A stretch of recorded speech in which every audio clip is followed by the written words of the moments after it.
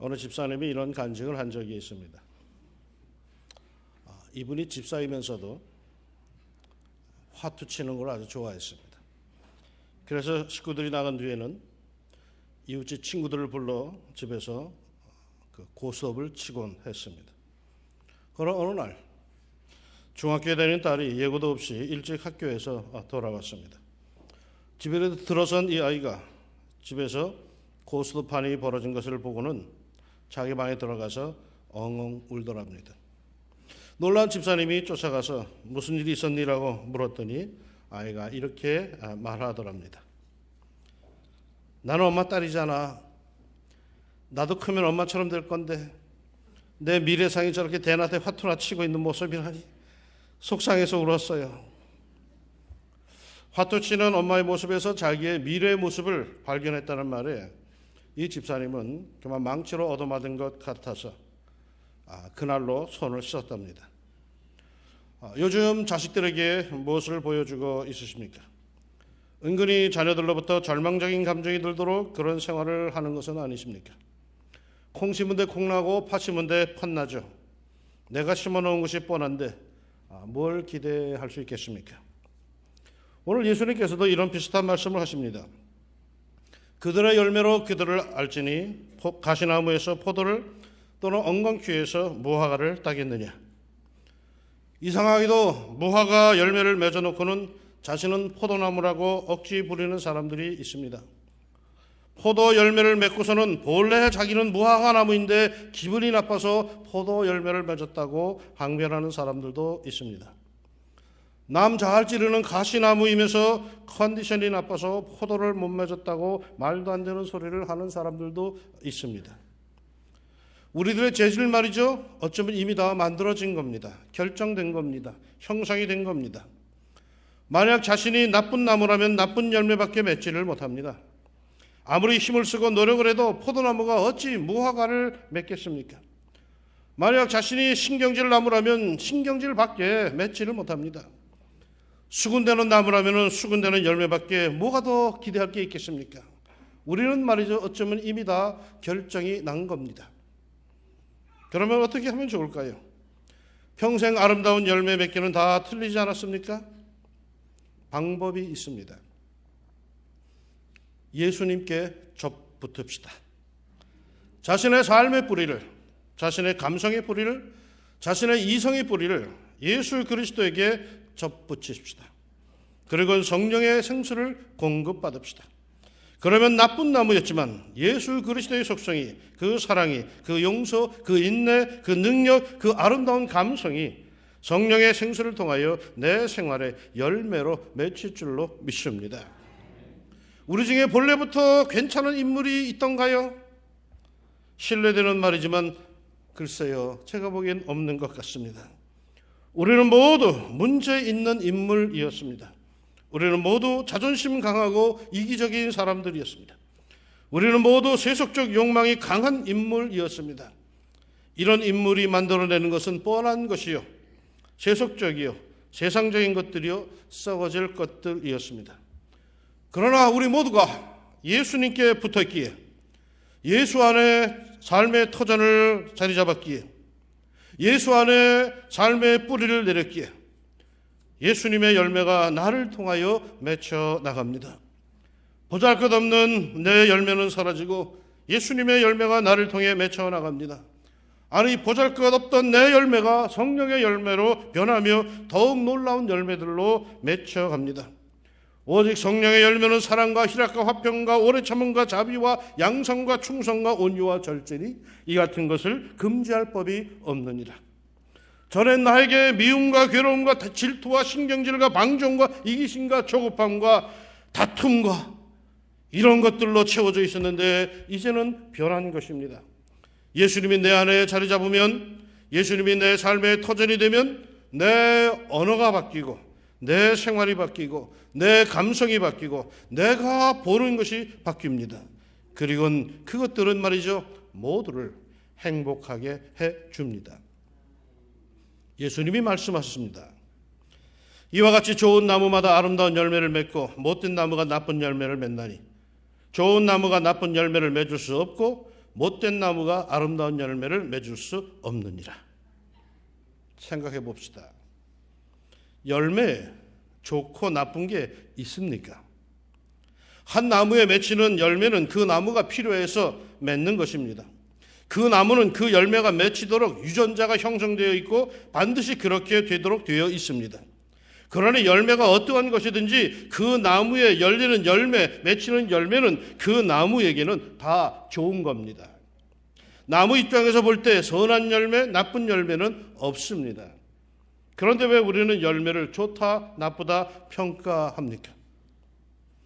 열매가 좋다, 나쁘다라고 하는 것은 우리가 보는 시각인데 그 기준은 타자에게 선을 주느냐, 악을 주느냐로 결정합니다. 다른 존재에게 생명을 나누어주고 기쁨을 나누어주고 아름다움을 선사해주는 열매는 좋은 열매입니다. 그러나 오로지 자신의 존재, 자신의 생존만을 위해서 타자는 다 무시하고 자기만 살겠다고 독을 품는 열매는 악한 열매이며 악한 나무입니다. 암세포가 왜 나쁜 세포입니까? 암세포에 무슨 도덕성이 있습니까? 다 자기 나름대로 살겠다고 본능에 충실한 것뿐입니다. 그러나 우리는 그것을 나쁜 세포, 악종이라고, 악성세포라고 이렇게 부릅니다. 왜요? 자기만 살겠다고 주위의 모든 세포의 영양분을 자기가 독식하기 때문입니다. 다른 세포들을 파괴하기 때문입니다. 전혀 나눌 줄 모르기 때문이죠. 그래서 악종이라고, 나쁘다라고 합니다. 그러니까 좋다, 나쁘다, 아름답다, 못됐다라고 하는 것은 타자를 향한 영향력이라는 것입니다. 우리의 삶이 말이죠, 오로지 자기 자신만을 위한 방향으로 잡혀 있다면, 자기 가족, 자기 자녀들만을 위한 것으로 되어 있다면 풍성하면 풍성할수록 못된 열매가 풍성해지는 것입니다. 있으나마나한 지독한 자기중심, 자기 생존만을 위한 나쁜 열매가 사회를 뒤덮는 것입니다. 그야말로 엉겅퀴가 뻗어나가는 것입니다. 자기는 스스로 보기에 자기가 볼 때 굉장히 좋고 풍족하고 만족할지 모르지만은 그러나 남에게 향한 것이 아무것도 없기 때문에 그는 나쁜 인상이 되는 것입니다. 세상에서도 그러하지만 예수님은 말이죠, 이것을 아주 분명히 말씀하십니다. 성도란 그리스도인이란 타자를 위한 삶입니다. 짧은 영어로는요, life for the others라고 합니다. 다른 이들을 위한 삶을 우리가 살아갈 때에 우리는 좋은 나무여 좋은 열매를 맺는 것입니다. 포스트 모던 시대인 오늘은 지독한 개인주의가 극성을 부립니다. 오로지 자신만을 위하여, 자기 가족만을 위하여 살아갈 뿐입니다. 자기 감정이 제일 중요한 겁니다. 자기 편안한 것이 제일 중요한 겁니다. 남이 자기를 침해하는 걸 아주 싫어합니다. 항상 모든 것이 다 자기중심적인 겁니다. 다른 이들에겐 관심도 없습니다.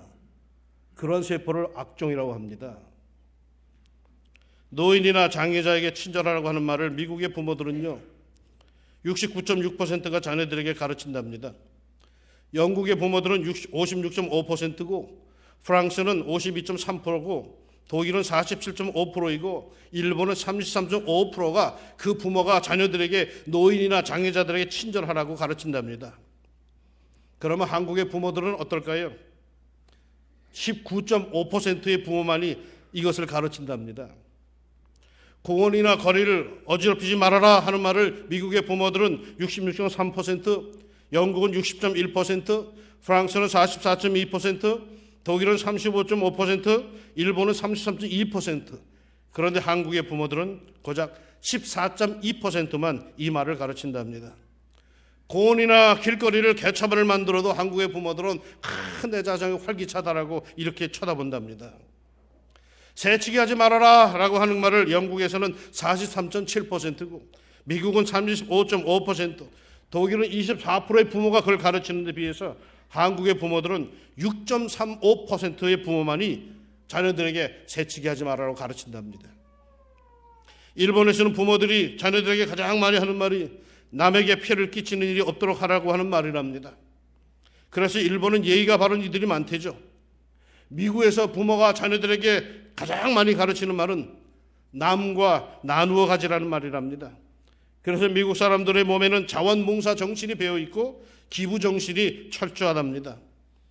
그렇다면 말이죠, 한국의 부모들은 자녀에게 무슨 말을 가장 많이 할까요? 다 아시겠지만 단연 공부해라입니다. 그리고 빨리빨리입니다.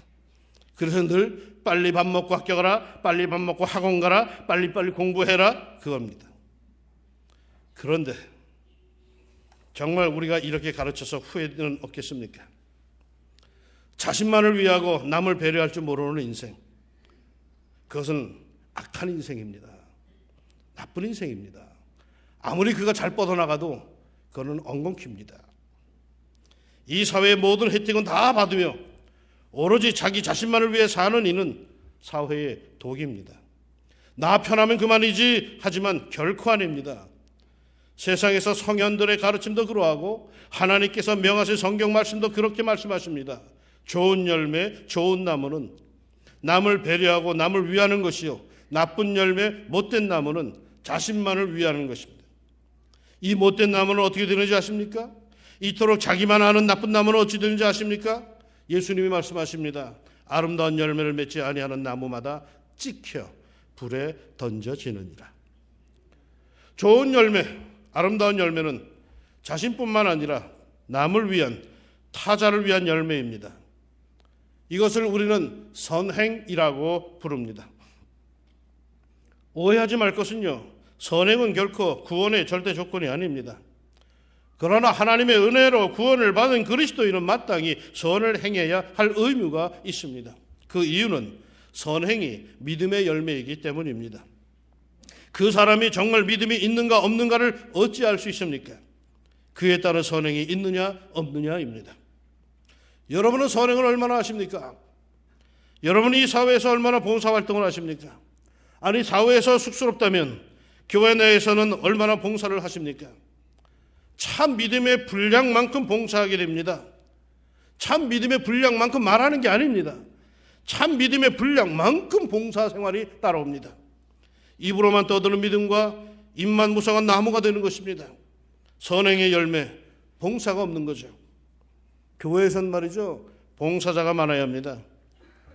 언젠가 목사님들이 우리 교회에 와서 예배를 드리고 식당에서 식사를 대접받았는데 많은 목사님들이 이구동성으로 교회를 칭찬합니다. 왕심중학교에 대단한 교회네요. 이렇게 주방 봉사자들이 많은 걸 보니까요 합니다. 그러면서 하시는 말씀이 자기들 교회는 주방 봉사자가 없어서 사람을 사서 쓴답니다.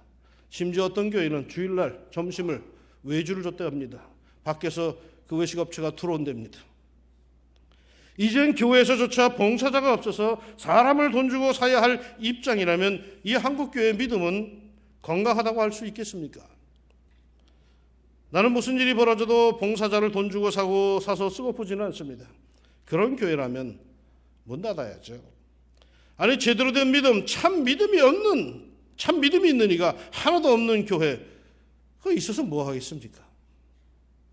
선행, 착한 일을 많이 합시다. 아멘이 좋은 거 보니까 문제가 더 심한 것 같아요. 선행, 착한 일을 많이 합시다. 이거 유치원 애들이 하는 말 아닙니다. 인간의 기본적인 겁니다.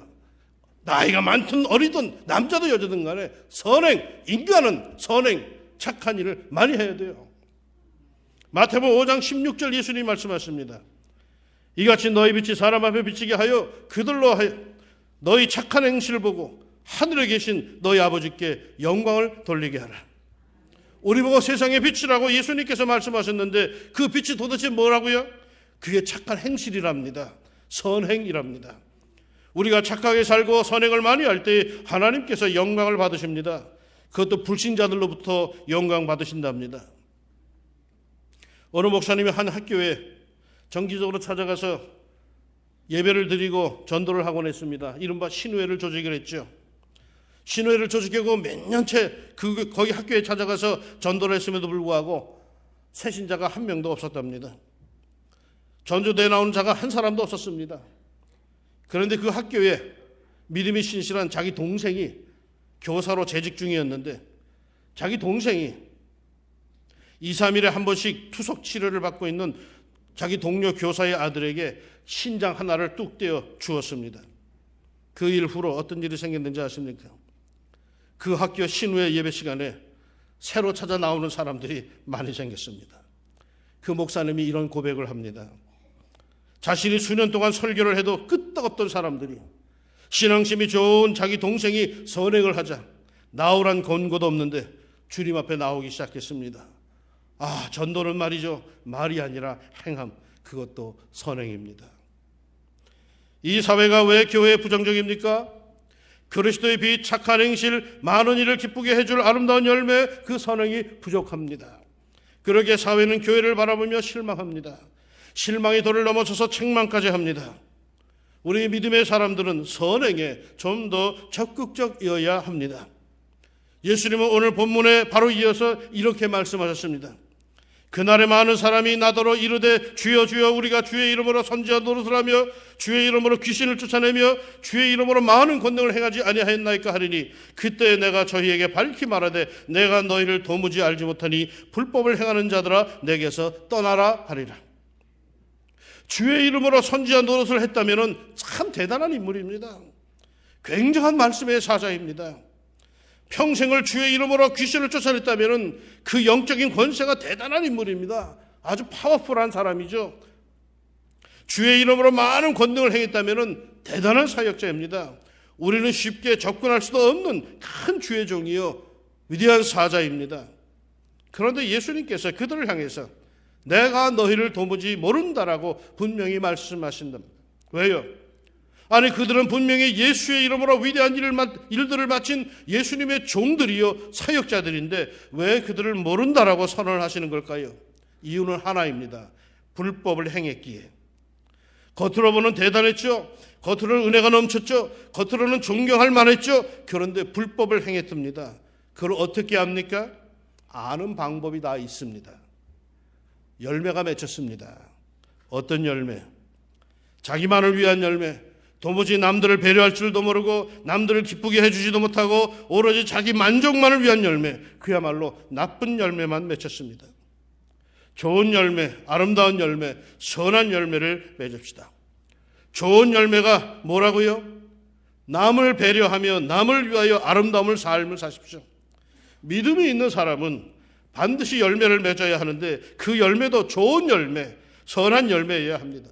자기만을 위한 것이 아닌, 자식만을 위한 것이 아닌 남을 위하고 사회를 위하고 하나님의 나라를 위한 열매를 우리가 맺어야 합니다. 주여 주여 하고 산다고 신실한 거 아닙니다. 입으로 아멘 아멘 한다고 대단한 거 아닙니다. 그런다고 하나님께서 봐주는 건 아닙니다.